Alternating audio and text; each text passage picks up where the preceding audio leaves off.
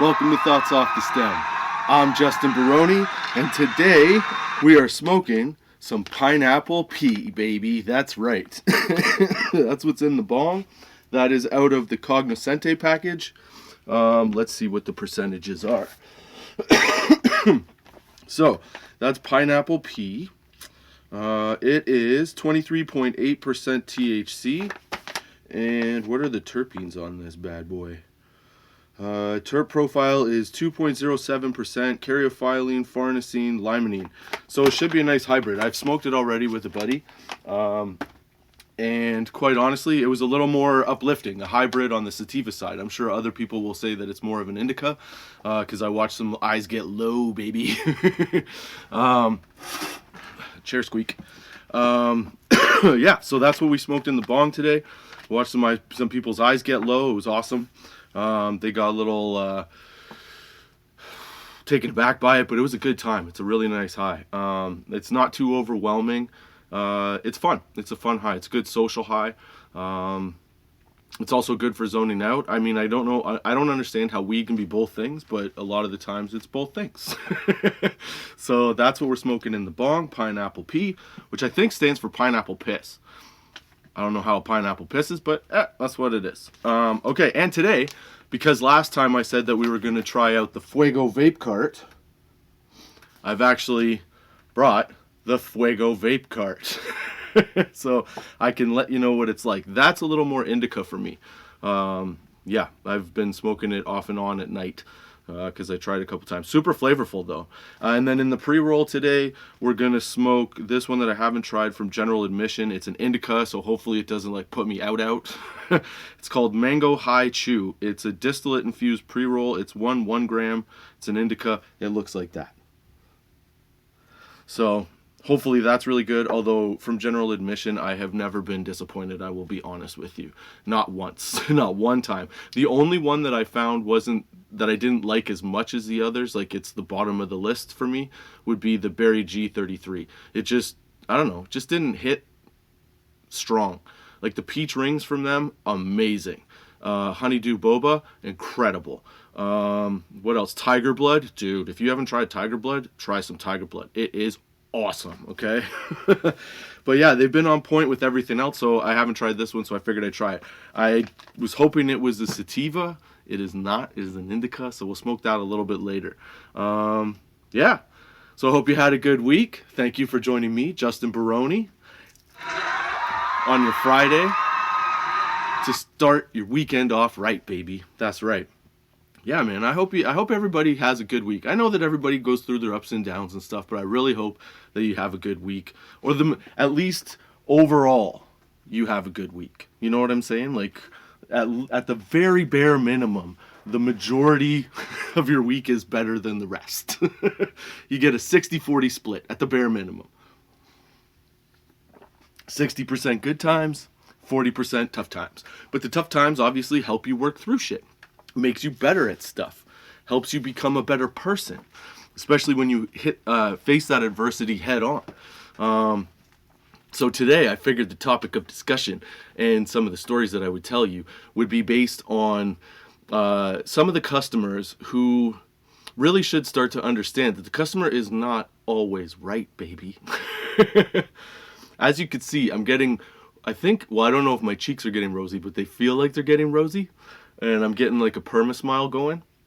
That's from the pineapple pea. So if you're looking for something that's going to give you a big shit-eating grin for no reason, pineapple pea will do it for you. That's what I'm saying. So yeah, so I figured I would tell you some stories about some of the retail positions that I've worked and some of the expectations of customers that, how do you say it, don't really live in the same reality as the rest of us, I guess you could say.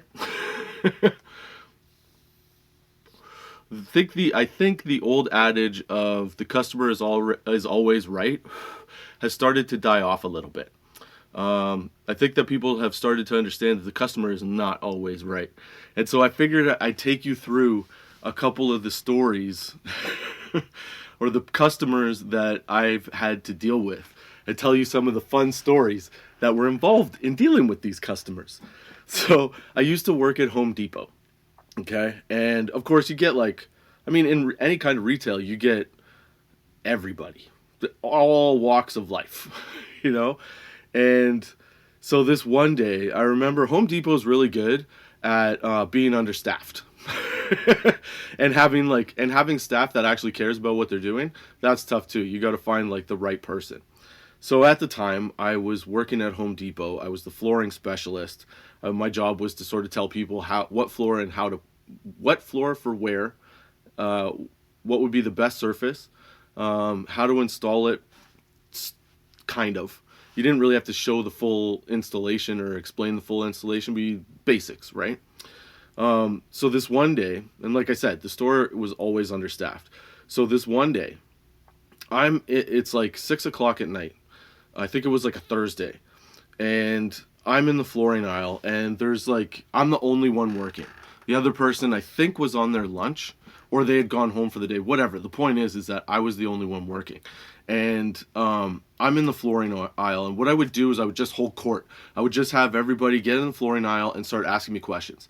Then when somebody decided what they wanted, I would work with that person to like do their order or pick whatever and then finish it off. Then I would go back to the group of people. While I was working with somebody in the group, I was like 2 minutes until done. Okay, and this dude, I have a lineup of people around the aisle, and this fucking dude comes blasting around the corner past everybody else that's like clearly waiting, right? And just starts asking me a bunch of questions. I'm in mid-sentence with this customer that I'm with, and I look over, I'm like, what the hell just happened? The customer's like, whoa. And I go, what are you doing? And the guy goes, well, I've been waiting here for half an hour and blah, blah, blah. He had just got there. I watched him. I saw him come in. So he's, yelling at me, doing the whole, like, I've been here forever waiting, blah, blah, blah. I said, look, man, I'm the only person here. I'm working through the line of people. I said, I'll get to you as soon as I can. I apologize for the wait, but there's going to be a bit of a wait. This motherfucker starts yelling at me. I go, look, I don't do this. You've interrupted this customer who like had priority at the time, and now you're taking away from everybody else's time and you're wasting all those people's time. Go to the back of the line. So this guy, I don't think he was used to getting talked to like that. So this guy kind of looks at me like, what the fuck? And then walks to the back of the line. So he's waiting. Another like 5 minutes go by, and I'm just finishing up with this woman. Still the same woman. And this guy comes yelling at me around the corner, okay? And everybody in the aisle has now started, like, they're all patiently waiting, but looking at what they want, right? This motherfucker charges over at me. He stands about, like, so in Home Depot, the floor is, like, concrete squares, right? So this guy's standing on one, and he's about halfway to the end of the aisle, and I'm about halfway into the aisle. And he starts yelling. And I look at him, I go, hey, what's your problem? Stop. Just that's enough, okay? You stand right there, you be quiet, and you let everybody else do this. Stop interrupting everybody's shit, okay? This dude gets wide-eyed, looks at me, never been talked to like this before. And he goes, who made you the boss? I go, we had profit sharing in Home Depot? So I go, me. I made me the boss. You know why? Because I own part of this company. And that square you're standing on is what I fucking own. So if you're standing on my square, you respect me. I said, if you have a problem and you want to complain about me, you go to the front desk and you complain. Justin sent me up here to complain. I said, you go do that there. Leave me alone to do my job. This motherfucker. He was shocked. Okay? He goes, oh no. So he goes up to the front desk. I finished with that customer I was with. I finished with a couple others.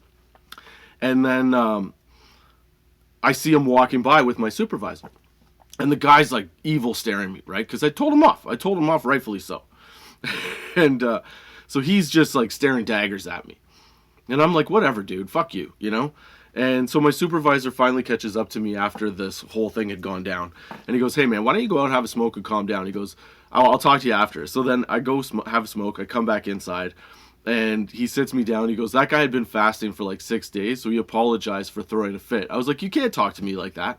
Like, there's no way that's acceptable, right? So, and the Home Depot's thing is like the customer is not necessarily always right, but you want the customer to come back. So no matter what the situation is, they'll just do whatever you want them to do. So like if you use like a weed whacker and then bring it back, say it doesn't work, they'll just take it back. Yep. No problem. So yeah, so this guy tried to apologize, but it was funny. I didn't get written up or anything, but like I couldn't believe this guy's fucking attitude. And then I thought, you know what? I'm going to treat this guy like a kid. That's my spot. If you're going to stand there, you show me respect. I'm your daddy. That was also like the first time, one of the first times I guess I'd actually really talked back to a customer and had been in the right. Because I definitely talked some shit and had been in the wrong before. Oh, that pineapple pea stuff is really good, man. I hope you're high. I hope you're enjoying the sesh. I know we're only a couple minutes in, but fuck, I'm getting stoned. Like my body's starting to feel it. I wish I'd eaten something. I did not. All right, so the other thing about Home Depot, so like this guy freaked out because he hadn't eaten. That was his excuse anyway. But what we would get a lot of, because it's, you know, perceived as man work, man stuff. I had a supervisor at one point that was a woman. She knew her shit inside and out. Could like tell you everything about a floor, no problem. You know what I mean? And recommend like the best stuff too. So I remember this one time I'm roaming around the store and we have radios, like walkie-talkies, and so I get a call, Justin, can you come to the flooring desk to come help me out here? So I walk over and I see this like big dude, right? And this, you know, she's a little woman, right? And I get to the desk and the guy looks at me and he's holding a bunch of like transition strips or something. And he's like, does these work like this? And he starts asking me all the same questions he had already asked her and she'd already answered. Right? And I got, by the look on her face, I figured, oh, she's pretty pissed at this fucker. So like, I'll force him to listen to her. That's what I thought. I thought this will be fun. So the guy's standing there and he goes, does this how this, she's telling me this, like, that can't be right, is it? And I go, is that what she told you? He goes, yeah. I go, well, that's right. He goes, yeah, but there's other ways. I'm like, nope, that's it. That's the way you do it. Just like that. She wasn't wrong. That's the thing. Like, he didn't want to hear it from a woman. He wanted to hear it from a man. That's what I'm saying. So he was like, he just kept going on and on. And finally I looked at him. I'm like, you called me over for this? I go, whatever she told you is the right thing. Do what she told you because it'll be right. Okay? And then I walked away. And then later on she came up and explained to me that like the only reason the guy finished the transaction was because I told him to listen to her.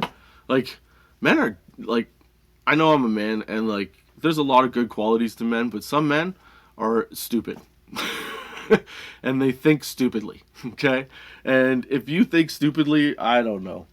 There's qualities in everybody that, you know, you can learn from, and there's no, I don't know, to me it just doesn't seem like you should pick on a gender to give you the proper information, because trust me, I've known a lot of guys that have talked about, you know, construction and whatever, and I'm telling you, it's amazing they're still alive, that kind of thing. Okay? And like, all because they wouldn't trust a woman. Like, that's just stupid. That's all I'm saying. It's really dumb. And I'm still on my hydration kick, as you could tell. So those were my two, like, I don't know, I guess like nerve-wracking incidents with Home Depot. There were a couple others. There was another one where I was using a reach truck. I had to get tiles off a top shelf. So I was cruising through an aisle, and what you have to do is you have to block off both aisles. So you have the aisle of material or product or whatever it is down you know, on a rack with three heights. And then you have your aisles that you walk through. So you have to block off the aisle you're in and the aisle on the other side that you're working in. Ideally, you want to block off all three aisles, but realistically, at least the one where you're pushing or driving into is blocked off, so if something happens, nobody's there, right? So you block them off at each end of the aisle so that as you get it down, no customers can go in the aisle and nobody can go in the aisle. I'm doing this, and granted, the aisles of the store, the aisle I was in, you can obviously enter the aisle from either end, right? So I was at the closest to the entrance of the store is the end I was at. The closest to the exit or the receiving side of the store, The backside of the store was way far away from me. But you have to block off both aisles. I drive in with the reach truck, and the forks go into the skid, and as soon as I go to lift the skid, I see this dude out of the corner of my eye. He moves the gate all the way at the other end of the aisle. But the thing is, if you knock anything over, dominoes, baby, because they're all attached. So he comes in around like the gate and the side, and he's like, all right, mine. And he just grabs whatever he wants. I'm like, what are you doing, dude? And I yell at him. He's like, don't worry, my wife works here. I'm like, I don't give a fuck, you asshole. If I did something wrong, or if you scared me or spooked me, or if I wasn't as good at driving this thing as I am, I could have knocked a million things on your head that would have crushed you. You know what I'm saying? Like, ugh. This guy was not fucking thinking. So, anyway, he goes out of the aisle. I get the stuff down. And then I'm ticked. I'm pissed off, right? So I take the stuff down. I put it down. The customer gets it. I get one of one of my coworkers to help them with it. And then I go to the back to take a break because I'm like, dude, I'm going to fuck this guy up if I see him again. As I'm leaving, this jackass, okay, I go to the break room, get my jacket. I go to walk outside to have a smoke. This jackass sees me going and catches up to me, puts his arm on me. Motherfucker, are you out of your mind? Like, I'm mad already, and I don't like you, and I don't know you, right? This motherfucker comes up and puts his arm around my shoulders as if we're fucking buddies.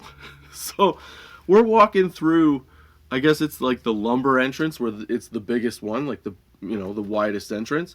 And as we get almost out there, this guy puts his arm over me, and I just fucking like elbow him right off. I go, don't you fucking touch me, dummy. And then he starts patting me on the back. He goes, look, man, it's not a big deal. It's okay. We're fine. Relax. It's okay. And I don't know if you're like me, but when I'm all fucking amped up like that, if you tell me to relax, I want to smash your face more. I want to. That's where my brain goes. It's I have to calm myself down now. I have to take myself out of this situation, or I'm going to, I feel myself getting to the point where not good, So he's doing that. I push him, and I guess somebody saw it on the security camera because one of the managers comes out and walks between us, and he's like, okay, Justin, just go. And he looks at the other guys. He's like, what are you fucking doing, man? Customers are not always right. That's what I'm fucking telling you, dude. So there was that guy, and then there was this other dude. Again, women. Okay, so this other dude, we had at Home Depot, they have a blind cutting station where you go, you take your blinds, and they cut them to fit your window if you bring in the measurements, and we cut to whatever you measure. If we fuck it up, they replace your blinds, no problem, okay? So this one day, I come around, so paint is on the one side, and then there's the what they call the blind aisle where you can get all your window coverings, and then you have the flooring section beside that. So all in a row. So I was walking through paint to do something, and as I come around the corner, I'm coming to the spot where you cut, what are they, those little plastic slat blinds? And there's this dude all pressed up on this one woman I work with. And he's just screaming at her, waving his hand in her face, all this shit, pressed up like he's gonna, chest bump her or some shit. And her face comes up to his chin kind of thing. So I'm like, what the hell is going on here?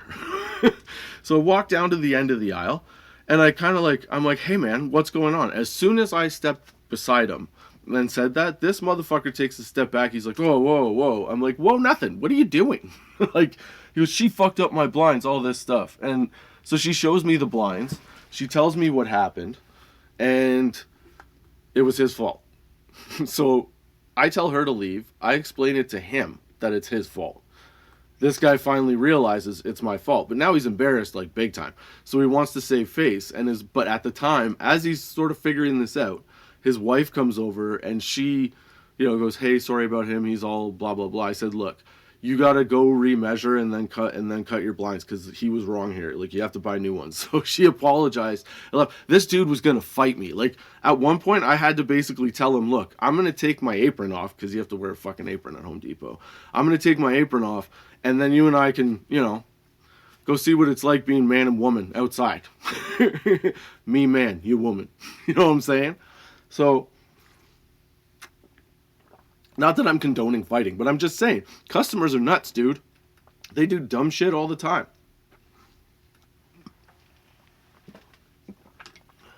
They say the wackiest shit.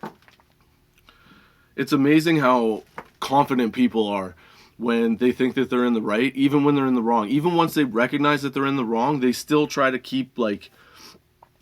how I imagine people argue with the cops. Like, I wasn't trying to steal that thing. I was just, I was looking through the window, and then I saw a rat, and I thought I'd kill the rat, and so I smashed the window, came in, figured, oh, I can't find the rat. I may as well, borrow these Rolexes for a couple days. That's how I feel some customers are. They just come in expecting to be able to get whatever they want because the company will, like, just agree with them no matter what the deal is, It's kind of fucked up when you think about it. You go into a business thinking that you're owed something big time. Like, there was one guy, so this was the last one from Home Depot. Then I'll tell you some stories from the shop, because some of these people, whoa, dude, they're out there. But okay, so this one guy at Home Depot, he had got tile glue, and he meant to get, like, mixed adhesive, not the glue, because the glue is good for, like, walls on a backsplash in a kitchen, but they're not good for the floor because it hardens up, and the other stuff doesn't. It has a little give so that it doesn't crack and break. So anyway, this guy comes back in. He's got 6 tubs of this tile glue. Right? Now, there's an expiry date on all of it. So they call me up to the front asking if he can return this. And I'm like, no. He can return, like, 2 of them because they're not open.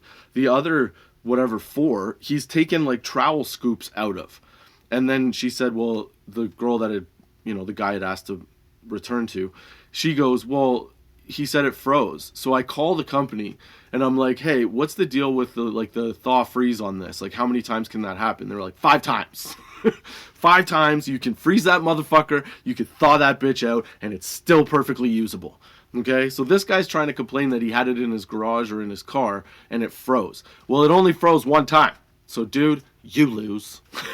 So they called me up, and my job was to basically be like, nope, doesn't work like that. So I called the guy out, I say no, we go through this whole back and forth, right? And I've pretty much got him to the point where he's like, okay, I'm done, And so then another manager was called, and that manager reversed the whole fucking thing. You know why they reversed the whole thing? Because the policy is to make sure that the customer comes back. This motherfucker had like $600 worth of tile glue and just could have used it. Instead, came and returned that. Like, he fucked up somewhere. Like, I get that people, that's where I think, like, obviously you can't call the guy a liar, but you can be like, no, this is how you use it. No, we shouldn't take it back. No, it's too much of a hit. No, blah, blah, blah. And then somebody overturns that shit, then you get mad. That's what I'm saying. So I refused to come back to the returns counter for anything at any point because I was like, screw you. You don't even listen to me. You pay me to be the specialist. Let me be the specialist. That's all I'm saying. I don't get it, man. People are ridiculous. But it's funny because businesses are, like big, huge businesses like Home Depot, Walmart, whatever.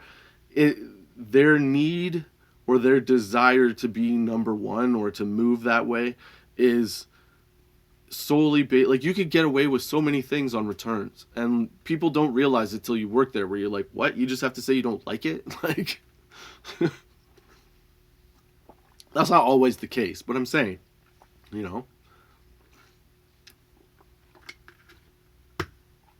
Oh, I hope you're enjoying the sesh. Thank you for joining me, Justin Barone, on your Friday. Thanks for listening to the stories, man. The stories are good, bro. That's what I'm saying. How about some weed shop stories? Even if you are buying cannabis legally, you have to remember that it's not at the point yet where it's like Walmart and you can just come in and return whatever you want just because you didn't like it or because you didn't read the bottle or because you didn't do this or that. All right? And also, you have to still remember, like, they're legal, but they're still drug dealers. The only thing they care about at this point is that their money's straight. And part of that is because the government has a lot of regulations, which hopefully soon they're going to like ease up a little bit on, but we'll see. Anyway, the point is that there's a lot of people that come into pot shops expecting like refunds or discounts or this or that because it's retail now. So they figure it's like Walmart, where you can argue or not argue, haggle your way, haggle your way to some kind of cheaper, better price or whatever, right? Weed's not like that, dude. It's still kind of like going to the guy in your garage. There are stipulations to this shit.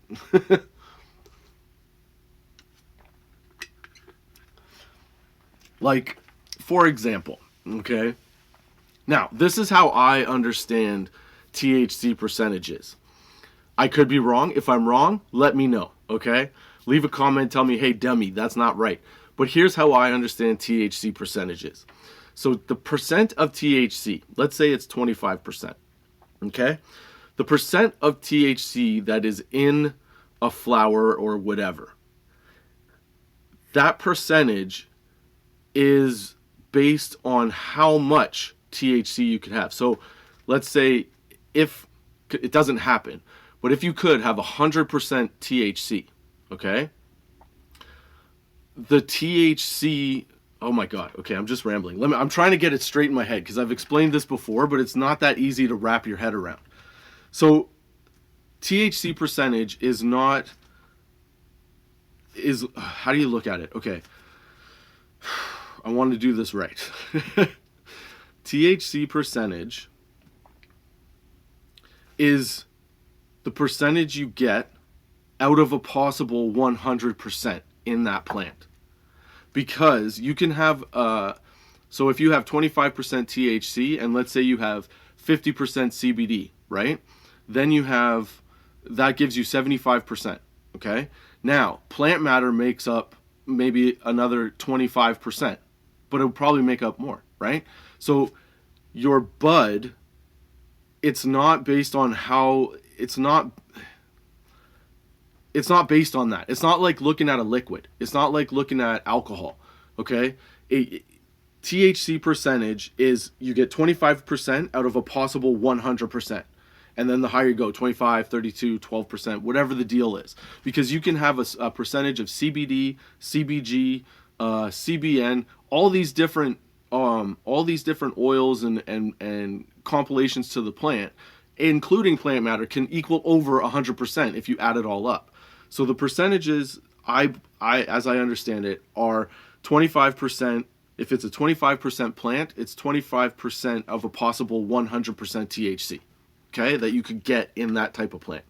So I was trying to explain this to a kid, okay? And again, I know that it's a difficult sell. It's hard to wrap your head around it, okay? But once you do, you're like, oh yeah, okay, that makes sense. Because have you ever bought a flower or a vape cart or a concentrate where you've got, 32% THC, you've got 25% CBD, you've got, say, 12% CBN, then let's say you've got, a 2% terp, 2 or 3% terp profile. Like all those percentages add up real fast. You can have a vape cart that's 40% THC, 40% CBD, and then like 15%, 20%, 30%, whatever else. You know what I'm saying? I know this may sound dumb, but that's how I understand it. And again, if I'm wrong, let me know. But here's the thing. So I'm trying to explain this to this kid. And like I said, it's a really hard fucking sell, okay? And to try and explain it in a shop environment where you're trying to help multiple people at once, it's tough. Some people get it, some people don't. This kid was getting a little pompous. So what he started to do was just talk down to me. And I was like, oh, motherfucker, like you fucked up. Because I don't do the whole talk down to me shit. So finally I just looked at him and I go, look, man, okay? I've explained it to you as best I can. You just keep repeating the same thing over and over again, and like we're not going to get anywhere with this. So do you want the weed or do you not want the weed? I understand what you're saying, but you're not letting me rebuttal what you're saying by explaining what my point of view is. And this kid just kept trying to push it. So he's being condescending. And if you're condescending, I take you down. So I go, yeah, you want your weed or do you not want your weed? Like, what's happening here? So the guy goes, well, I want the weed. I said, good, great. Okay, what do you want? Because this conversation is done. And he goes, well, no, I'm glad that, like, and I had a smile on my face. Because you do that nervous smile, like, I'm going to fuck you. Like, that kind of thing, you know? So, he was like, oh, I'm glad that we can just smile and have like a good laugh about it and whatever. And I'm like, no, man, I'm done with your conversation. You're being an asshole. And like, are you trying to push my buttons right now? I said this to him. I go, you trying to push my buttons right now? Because like, you're doing a great job of it. And he goes, no, I'm not. I said, well, you're this close, dude. Like, I'm getting mad because you're just not listening to what I have to tell you. So then he goes to say something. I go, I'm going to go get your weed. So I go, I get the weed. I come back. I do the whole transaction while he's still trying to talk to me about us smiling at each other. And so I hand him the weed. And then he doesn't realize this because he keeps talking, right? So I hand him the weed. And then I hand him the receipt. And he's got them both in his hand. And he starts it up again. Starts going, but you understand what I'm saying about like, quantities and stuff. And he looks at him. I go, hey, man, you have your weed? He goes, yeah. I go, you got your receipt? He goes, yeah. I go, great. Fuck off. Dude, the whole shop was like, what? Like all the customers, everybody's like, oh my God. And this kid just looked at me stunned. He's like, what? I'm like, go. You're done. Go away. Go out. Go home. He was being such an asshole. Then, because I always have to go cool off with a cigarette, I go have a smoke, I come back in, and a couple customers who were involved in the situation were still at the store. And one guy goes, man, I can't believe you had to deal with that dude. I'm like, there's all kinds, man. I don't really give a shit. But yeah, I was getting pissed. There's one thing I can't take is when somebody asks a question and then doesn't listen or wait for the answer. Like, you have to wait for the answer. You have to expect an answer unless you want to talk at me. But if you want to talk at me, you have to say, hey, I'm just going to talk at you. And you stand there. And I'd be like, cool, man. You know what I'm saying? Like, ugh. All right. So a little review of this pineapple pea stuff. I've had nice, relaxed midsection. My legs have felt like they are in clouds. My feet have the tingles. Okay. I keep going in and out of like, oh, I'm relaxed to, oh, I'm hyper. What else? I think that's about it. Smile from time to time. Little laugh from time to time. Okay, now getting back to it. So, all right. So we had this kid with these percentages freaking out. That dude, I don't know if he was right. I believe what I told him was right. But if I'm wrong, I hope somebody watches this and then tells me. Because I want to stop telling people that. I will rather tell them, like, the truth. Okay? If I'm wrong. But I don't think I'm wrong. Not in this case. So I had that. And then we had, okay. So then there's these people, like I told you before, like I was saying before, right? You always get the type of person that is unsatisfied with their purchase. So they figure, oh, I'll bring it back. Now, have you ever tried to return a pack of cigarettes? Because this is about the equal, okay? You ever tried to return a pack of cigarettes?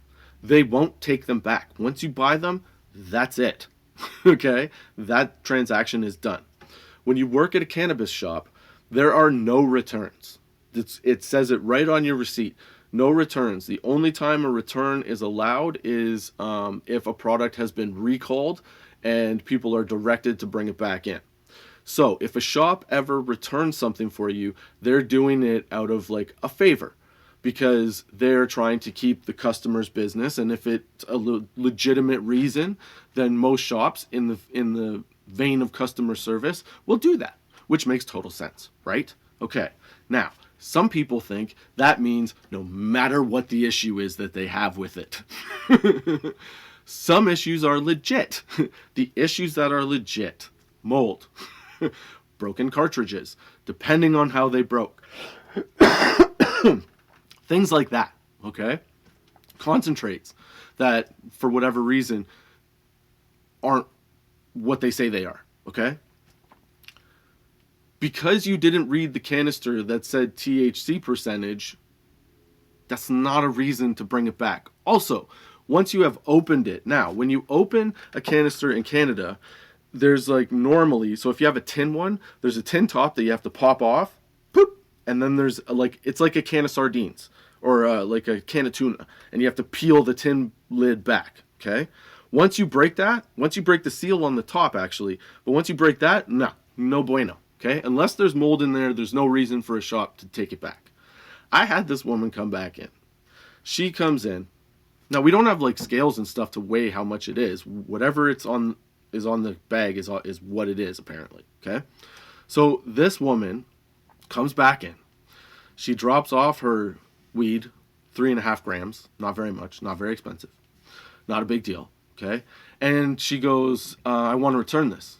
And I go, well, we can't just take, we don't take returns. Like, it says it on your receipt. And she's like, well, I was looking at it when I got home. I haven't smoked any of it. I was looking at it. I broke the thing. And then I noticed on the side, it said, whatever, 24% THC. That's not enough. I need 32.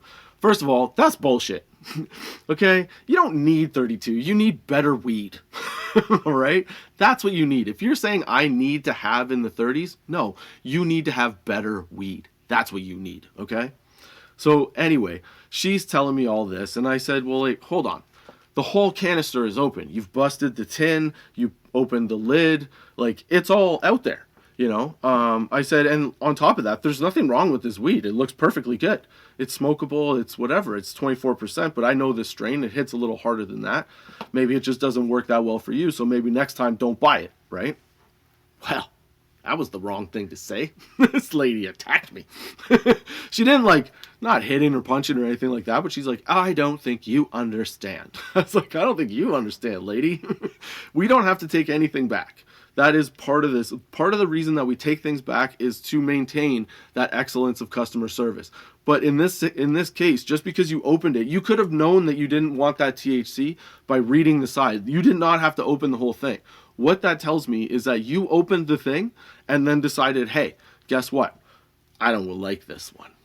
I don't like how it smells or whatever. Smelled fine, looked good. There was no problem with it. But that's what I'm saying. Like, people are sometimes when they think they should get stuff. So I ended up taking it back on the request of my manager, even though I felt the opposite. I didn't think we should take it back, but whatever. But there's always people like that bring stuff back that somehow either gets broken or messed up or whatever. And you're like, how does this even happen? Like, people that come back with vape carts where like the tip of the, like, okay, here, I'll show you. This is the easiest way. People that come back with the fucking... So, you have your battery right here, okay? Then you have your vape cart, let's see, right here, okay? Now, the bottom of the vape cart has, like, come off on some cases, and the top of this has come, like, right out. Like, to do that, you'd have to be the fucking Hulk and just, wow, rip it right out of there, okay? It doesn't make any sense to me how that happens. Now, I can imagine it getting caught on something or whatever. And in that case, I would feel bad for the person and maybe I would replace it. But if you're just like dicking around with it and you fuck it up because you've decided, oh, I can't get the car off, so I'm just going to yank it. And like, well, that's on you, dude. But yeah, that's how some people are nuts, man. They request the dumbest shit sometimes. All right, so... that was that lady. And all she wanted was, she didn't like the THC. But again, you could have found that on the... Oh, it was so dumb. And then, in the same day... Okay, so in the same day, a kid had come in and he went to buy an ounce. And he tells me he wants sativa. I don't remember which strain it was. But the ones he was looking at were indicas. And so I said, are you sure you want sativa? You're looking at indicas. He goes, no, I want the sativa. I go, okay. Well, I've got a really good price sativa, and it's this. Now, I didn't look on the bag. I didn't look at, like, all the specs. I just knew that strain is a sativa, okay? So I recommend it to him, and I go, you should try this. You'll really like it. It's a nice sativa high. It gets you energized. It's, it's perfect. So he buys it, takes it out, okay? On the bag, it said... indica. And And I didn't realize that. So he comes back in about like 15, 20 minutes later, okay? And he goes, hey man, this is an indica. It says it on the bag. And I go, oh, I didn't notice that, but it's definitely not an indica. I've smoked it. I know it's not an indica. I've smoked it with other people. Everybody had a similar reaction. It's a sativa, 100%. And he goes, well, I don't know. And I go, look, I'll look it up for you. So I pull up Reddit, I pull up Leafly, I pull up a bunch of different sites, right? And so as I'm looking through it, sure enough, there's the review. And there's a couple from shop owners that are saying, like, the specs on the bags for these are wrong. They wrote them up wrong. They didn't know what they were doing, all that stuff. And that all the reviews were like, I'm smoking this and it's a great sativa, blah, blah, blah. I'm energized, I'm doing... And this guy still started freaking out on me. He's like, look, man, I feel cheated. I'm like, cheated out of what? I gave you a decent ounce that you asked for, that you wanted. From experience, I know what it is. So I know what you're going to get. You can't go wrong with this. Yeah, but it says indica on the bag. I don't... So you're going to make... Like, I shop here every week. Like, I come every week. I said, I understand that. But, like, at the same time, I sold you what you wanted. You've asked it. The only reason that you don't want it is because, like, now you think the placebo effect's going to happen. Where, like, what you do is you go home, you smoke it, and then because you read indica on the bag, you get all... Pretend you're all indica high. To be like, yeah, this stuff sucks. You know? Try the shit. You'll like it. Trust me. I know what I'm talking about. So yeah, so then he got all butthurt and kept telling me that, like, he wasn't gonna... He's like, I'll still shop here, but, like, I feel really ripped off right now because I have to buy another ounce. I'm like, well, first of all, you can't buy another ounce right now because you have an ounce. You just bought an ounce and it's still on you. Oh yeah, and the other thing too was that he had already ripped the top of the bag off. So, like, his bag, when he brought it back, again, looked like that, okay? So it was like... It was open, just like the tin. Like, I can't take it back once it's open. It's not allowed, right? So unless there's some kind of recall or, like, something really bad's happened to it, like mold. This thing was, like, fine, you know? So I was like, I can't sell you another ounce. You have one on you. You can't buy more than that. So sorry, buddy, you gotta go. This dude, and he came back. Like, he kept coming back. But, like, again, oh, you didn't give me... I gave you exactly what you asked for. Just because the bag says something, I'm telling you from experience. Dude, come on. That's why I liked working at a pot shop, was because I could easily get people into something because of, like, what I liked. You know what I'm saying? I had the experience in it. It was perfect. That's all I'm saying. I gotta stop saying I'm like, I'm high again. All right. I love it when the high comes in waves. You know, where for a minute you're all zoned in, then all of a sudden you're like, oh wait. Shiny things. I love that. That's probably one of my favorite things. Is the wave of high. Okay, what else do I have? I think I have one more story here. Oh yeah, then there was the guy, because again, people get, like, really attitudey about stuff. And so what they do is they get, like, all out of pocket real fast. Like this one dude. I didn't realize what was going on until the end because I wasn't paying attention. I was just selling them everything I could. So we're going through the shop and we're picking, like, half quarters, pre-rolls, concentrates, vape carts, some paraphernalia, like, you know, bongs, glassware, whatever, and a bunch of other things. So finally we get to the till and I ring up the first bit of the purchases.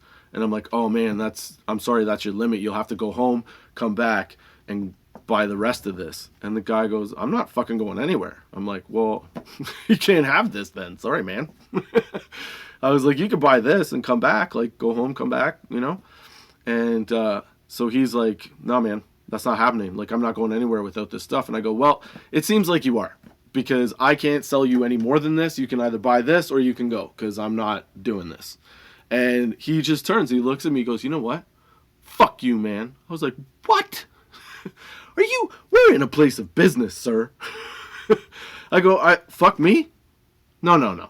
Fuck you, dude. And then I stepped out from behind the counter. Now this guy obviously spent his entire life in his mom's basement playing fucking World of Warcraft and eating Cheetos, okay? Or fucking Twinkies, maybe. Joe Louis. That's what that guy ate, Joe fucking Louis. So then as I step out from behind the counter, he starts backing up. He's like, fuck this place, fuck you, blah, blah. I'm going to go to another place, blah, blah. I'm like, I don't care. I just want you out now. Okay? So he's screaming and yelling. I'm like, whatever, dude. So he leaves. About 2 months later, I'm in the back. I see him on the camera. He comes walking in the front, and I'm the first I run out because I'm like, I want to see this guy again. So I greet him. Hey, man, can I see your ID? He shows me his ID. I go, so how you doing today? He goes, good. I go, like a lot better than last time though, right? He goes, yeah. I go, okay.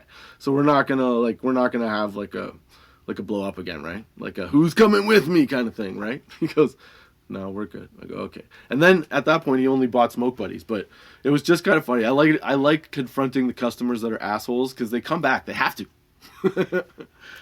Or they had to, I guess. But yeah, it's super fun. It's super fun a lot of the time.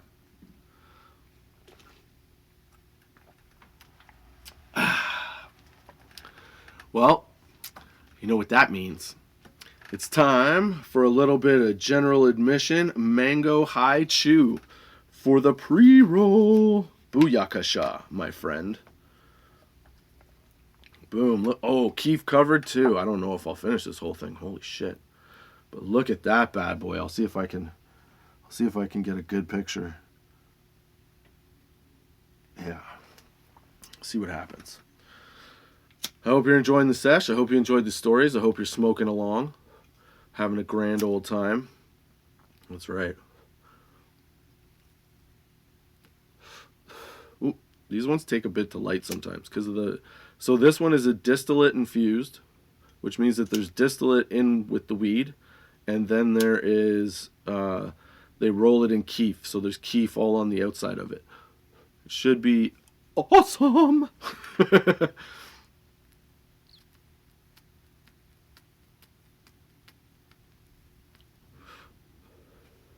Cheers to Friday. Like I said, I hope you're having a good week. Oh my God, that is tasty. That tastes like mangoes. It tastes like mangoes. Dude, mangoes. Tastes like mangoes. That's all I'm saying. Mango time. Okay.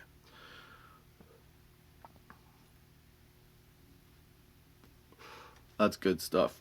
Oh, right in the eye. Eye toke. I hate eye tokes, dude. Eye tokes are the worst. Well, now that we've time for some weed facts, bro. That's right. Some weed and some facts. Right on. These weed facts are from thefreshtoast.com. 3 big differences between vaping cartridges and concentrates and raw concentrates. I'm doing this because I figured what I would do, since last time I was talking about solely about vape carts. I finally put up the article on tots420.com, so you can check it out there. But what I thought I would do is, because I think that concentrates are a little bit probably easier on your system than vape carts, I thought what I would do is do a comparison, because last time I told you what was in the vape cart, basically. This one is all about the differences and which one's better to use. So here's, what is it, like 3 main points, I guess? Yeah, 3 main points. 3 main points to why... Well, the 3 biggest differences, Jesus. So this stuff hits fast, and it says indica, but I'm getting like an uptick. You know what I'm saying? So yeah. So where was I going with this? Oh yeah. Okay, this is what I was saying. I was saying that these are the 3 main things to know, or main differences between vaping a straight up concentrate or using a vape cartridge. Okay, so vaping a concentrate is messier. And again, this is at, what is this again? What's the website? Thefreshtoast.com, I think. I'll have it up on tots420.com. Okay, so vaping concentrates is messier, as we all know. One of the biggest differences between vaping raw concentrates and vaping THC cartridges is the fact that cartridges are essentially plug and play. After affixing it to the battery, users are ready to find the temp that works for them and begin taking hits from their device. Concentrates are a different story. So, like I was saying, vape cartridge, you got your battery, and then you got your cartridge that screws into it, right? With a concentrate, oh shit, I don't have an example. I'll have to bring one down next time. So with a concentrate, you have to put the okay, here, where was I here? Concentrates are a different story. In order to properly vape concentrates, user must apply their concentrates directly into the pen. So you would basically have a battery like this one here, this gold Yokan Armor, okay? And then you would have like a bowl on top that either had coils or was a glass bowl sitting on a coil, and it had either a lid that screwed on or screwed off, or a glass cover that would go over it as a mouthpiece. And those you have to drop like your rosin, resin, shatter, whatever, right into, even though it's similar to what goes into these pens. Okay? So that's what makes it messier, because it can get everywhere, because it heats up, and then it's like, you think honey's sticky. Fuck, honey's got nothing on warmed up concentrate, man. You can't get that shit off. It's like varnish. But tasty, yummy, happy time varnish. That's what I'm saying. Okay, vaping cartridges means consuming potentially harmful chemicals, which is what I was trying to say in the last episode, session-sode. Is that with a vape cart, I'm not really sure what's in that vape cart, so I don't tend to smoke a lot of them. I get them occasionally, and I only smoke vape carts will last me a couple months normally. I have this and two other ones. I have this Peachy Lychee, which we're going to try, and then I have this other one. I have two other ones, the 9-pound hammer and GP20. And I've had them for months, I'm telling you. Okay. So, what was I saying? So I don't know if it's harmful or not. So although vaping THC cartridges is easier for many cannabis users, vaping concentrates has increased in popularity for good reason. While the primary ingredient in vape cartridges is THC distillate, there are numerous ingredients that they're cut with, like coconut oil and other potentially harmful ingredients like heavy metals. Vaping concentrates, on the other hand, provides consumers with the opportunity to consume pure concentrates free of any additives. The fact that the individual consumer adds the concentrate themselves provides more peace of mind that the product they're consuming is safer for consumption than potentially harmful cartridges. So there you go. See, that's a little bit of background. You can read this article. Like I said, I'll put a link to it on tots420.com at what is it? The Fresh Toast, thefreshtoast.com. They have some pretty good articles, some other stuff too. So shout out to them on good stuff. Also, I'm getting higher. Okay, now the last reason here, the last difference is vaping concentrates requires more maintenance. I don't have to read this one to tell you. It definitely does. If you use a bong rig, if you use a dab rig, a vape pen, one of those like nectar collectors, any of that stuff. All of that stuff, it takes a long time, or it can take a long time to clean off completely and get it back to new. Whereas bongs, it's like shake it up and you're good. But not with that stuff. That stuff is so sticky. Like I said, you think honey gets on everything. Fuck, dude, this stuff can get on everything too. So it's definitely, like I said, I think it's definitely better for you. You should read those little points. That article of points, that blog, whatever it blog. Jesus, Justin. Some weed and some facts. Right on. Okay, I'm high. I hope you're high. Hope you're having a good sesh. That's what I'm saying. Okay, I gotta pause on this. I need some water. I'm getting some dry mouth going. But yeah, so I think concentrates are a little more pure. That seems to agree with it. I don't know, but again, that's just because you can put a bunch of different additives to get the cartridge to work properly. Water time.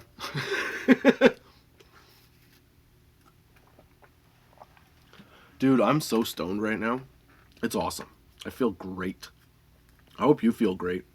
I hope this is a good one to start off your weekend with.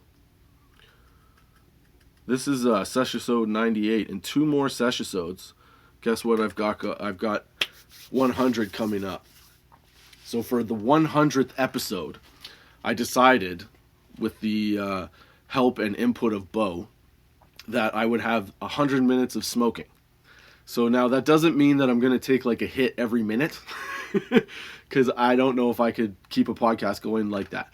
But what it does mean is that I have to be smoking something consistently through the whole 100 minutes. So whether it's, having a joint, a bong hit, whatever, something's got to keep going, right? Dab. So I'm going to get out all the stuff that I smoke from, and I'm going to go through every single piece throughout this episode, hoping that it takes me to the 100 minutes of smoking and see what happens then. And Bo's going to be on there so that if I do start to then Bo can pick up the slack and tell you guys something funny, hopefully. That's what I'm saying. That's right. So, now that I've yelled things, told you about upcoming stuff, you know what else I looked up this week? Because I thought it would be fun. Were the 11 most creative ways people have smuggled drugs. Dude. For real? Oh, no way. That's right. The top 11 most creative drug smuggling attempts. Okay? So, dude, for real facts today are this. Let's see here. Number 11, cocaine soap. That's right.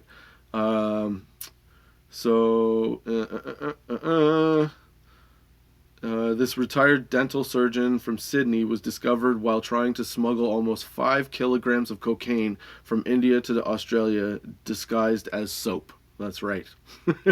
Oh, and this is, sorry, I forgot to tell you. So this is from immigroup.com. I don't know if I'm saying that right. But yeah, these are pretty interesting. I read through them. I think they're all about cocaine. So, cocaine, really not drugs, but cocaine smuggling. The cocaine cast. So basically, what was this? 66-year-old woman, or doesn't say woman, sorry. It just says 66-year-old was found to be carrying 6 beer cans and 2 hollowed out stools packed full of cocaine. And also had a cast.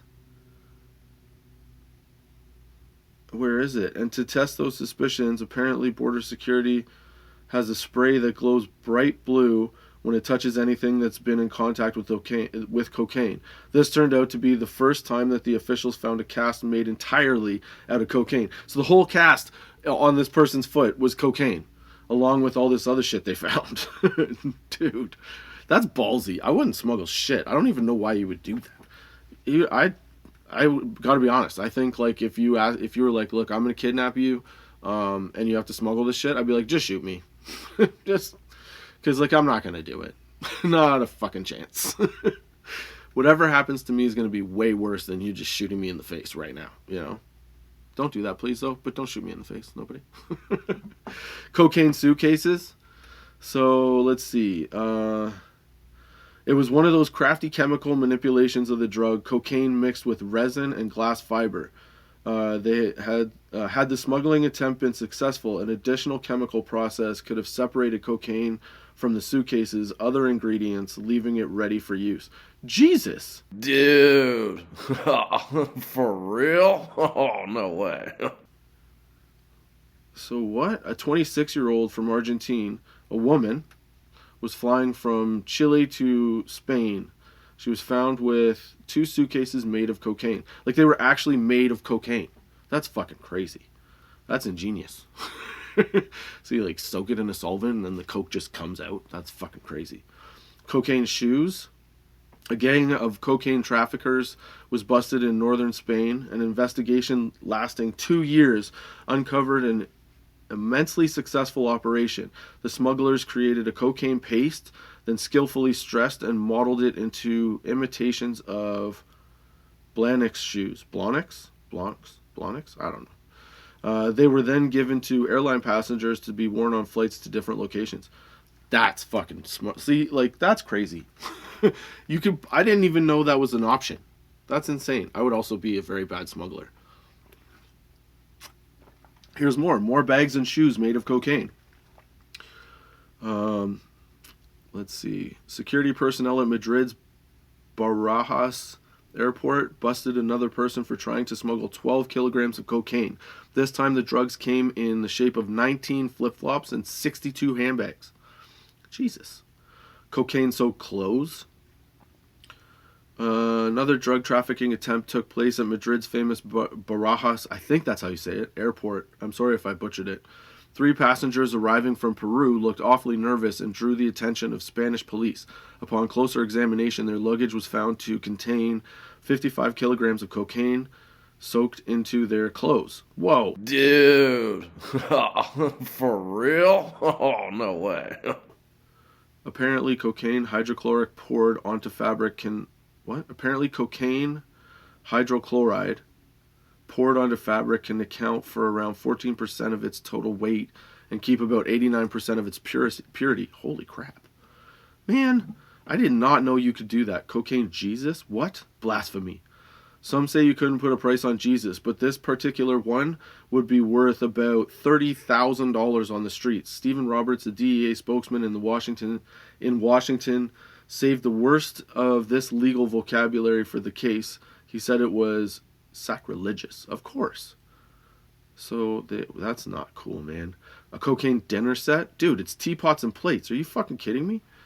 If you think you've seen it all, the work of the finest cocaine craftsmen, think again. How about an insanely detailed, hand-painted 42-piece dinner set made entirely out of compressed cocaine? Fuck off.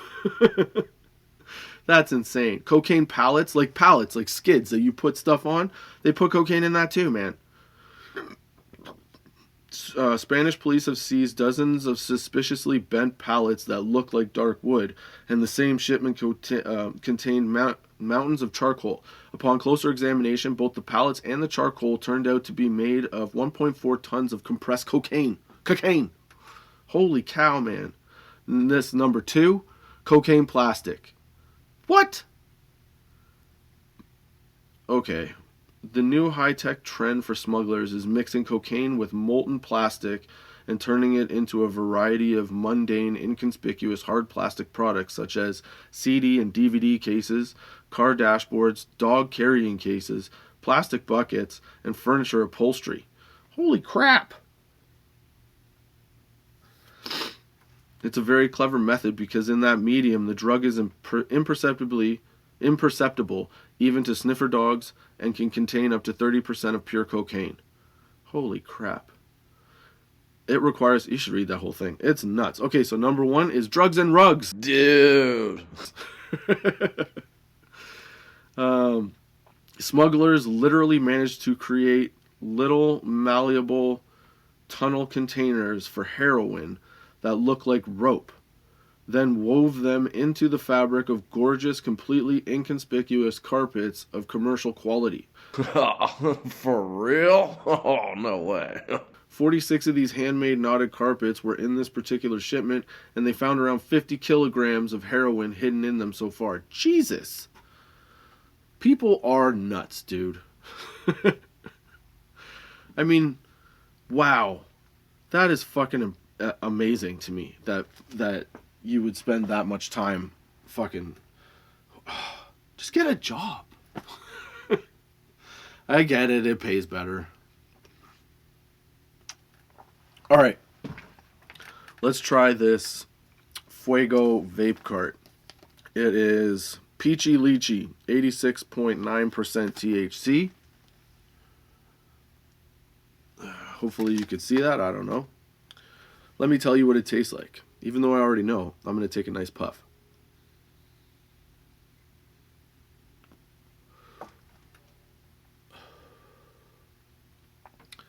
I taste peachy, but like almost like a creamy ending. Can you believe I just said that? I can't. You know you're high when.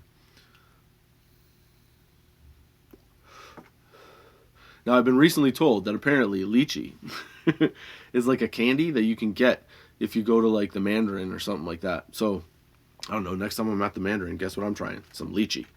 Because I taste a lot more than peach. It's very peachy though. Like, okay, so if you had fuzzy peaches dipped in something that I can't quite explain yet, that's what it would taste like. So primarily fuzzy peaches. It's very close to that taste. It's really good. And the high, because I could tell you about the high. The high, like I said, it kind of like, it doesn't knock me out, but it does definitely relax me. It gets me more mellowed out than like hyper and active and whatever. But yeah, it's a really nice vape cart. And I would say that if you're looking to try something new with a lot of flavor, even though last video I said I didn't like a lot of flavor, I thought, you know what, if this guy's going to say it's that good, I'll try it. So the guy that gave it to me said, here, give this a shot. And then I thought, cool, man. So I did that. I tried it. And the flavor is really good. It's a lot, so I don't smoke a lot. I'll have like a couple puffs here and there. But at night, it's a good, nice mellow out before you go to bed. Yeah, I really liked it. Now, for this general admission mango high chew, geez, dude, the high is quick, like immediate. I was like 2 or 3 puffs in before it started to kick in. And even though it says indica, I definitely have more of like an amped up feel. Like earlier in the sesh I said that my feet were like tingly. It went back to that after I smoked that shit. So yeah, I recommend if you're looking for a pre-roll that has a little extra oomph to it. I mean, these do also have a lot of THC, so if that's one of your things, this is 38% THC. Mango high chew. Tastes like mangoes, tastes like weed. It's like a good mix because the mango is a hint after the exhale. It's a nice high. It got me like boom. It like amplified the pineapple pea for sure. And now my head starts to feel like it's in a fishbowl because now I've added this like hybrid thing going on. So yeah, I'm in a great spot. I hope you're in a good spot. I hope you enjoyed the sesh. I hope you come back next week. Join me, Justin Barone, on Thoughts Off the Stem on Anchor, Spotify, Google Podcasts, Apple Podcasts, iTunes, wherever you get a podcast. It's out there, baby. Oh yeah, don't forget to check out tots420.com for all the different platforms, as well as the latest sesh episodes and links to, obviously, YouTube, the WeTube, everywhere else. And check us out on Good Pods, too. Check me out on Good Pods. Until next time, I hope you have a good week, and keep your lids low, baby.